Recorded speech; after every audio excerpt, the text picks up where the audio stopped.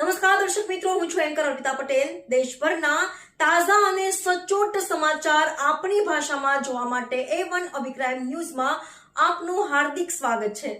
હવે જોઈએ મુખ્ય સમાચાર।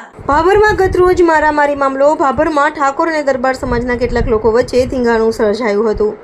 ઠાકોર સમાજના 5 ઇસમોને ગંભીર ઇજા થતા ઠાકોર સમાજમાં રોષ। સવારથી બપોર સુધી વાતાવરણ શાંત રહ્યા બાદ બપોરે ઠાકોર સમાજના યુવાનોએ કર્યો હલ્લાબોલ।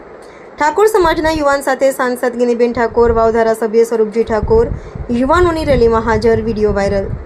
સમાધાન કરવાની જગ્યાએ ઠાકોર સમાજના નેતાઓ ઉશ્કેરવાનો પ્રયત્ન કર્યો હોય તેમ રેલીમાં જોડાયા। ઠાકોર સમાજના યુવાનો ભાભર શહેરમાં ફરીને જબરજસ્ત દુકાનો બંધ કરાવી। દુકાનો બંધ કરાવતા વેપારીઓએ ફટાફટ દુકાનો બંધ કરી નાખી। તોફાની ટોળાએ પૂરી શેરડીના કોલાને નુકસાન પહોંચાડ્યું। ટોળામાં અનેક લોકો જોડે ધારદાર હથિયાર અને લાકડીઓ જોવા મળી। તોફાની ટોળાને કાબૂમાં કરવામાં પોલીસ નિષ્ફળ। ભાભરમાં તંગદિલી સર્જાઈ તેવી ભીતિ। દરબાર સમાજ અને પાણીપુરીની લારીવાળાને નુકસાન। ટોળાએ નિર્દોષ લોકોને ટાર્ગેટ કરીને એક વ્યક્તિને હાથમાં, બીજાને પગમાં ઈજા પહોંચાડી।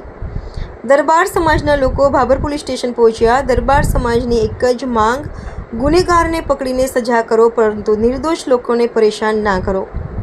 ભાભરની બજારમાં ગઈકાલે એક બનાવ બનેલો હતો, જેમાં દરબાર અને ઠાકોર સમાજ માથાકૂટ થયેલી, જેમાં ઠાકોર સમાજના માણસો ભાભરમાં ગાડીઓ ભરી મારવા માટે આવેલા અને સ્વ બચાવમાં દરબાર સમાજે તેમને મારેલા અને એકબીજાને ઈજાઓ થઈ હતી।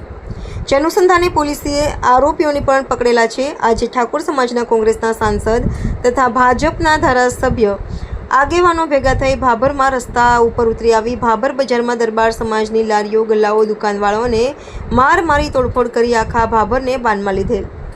વેપારીઓની દુકાનોમાં તોડફોડ કરેલ તો સાંસદ અને ધારાસભ્યની હાજરીમાં ધારદાર હથિયારો તેમજ લાકડીઓ સાથે ઠાકોર સમાજના નેતાઓ સમાધાન કરવાની જગ્યાએ સમાજના લોકોને ઉશ્કેરવા માટે સાથે રહી ધારદાર હથિયારો તેમજ લાકડીઓ સાથે યુવાનોને પ્રોત્સાહન આપવામાં આવ્યું।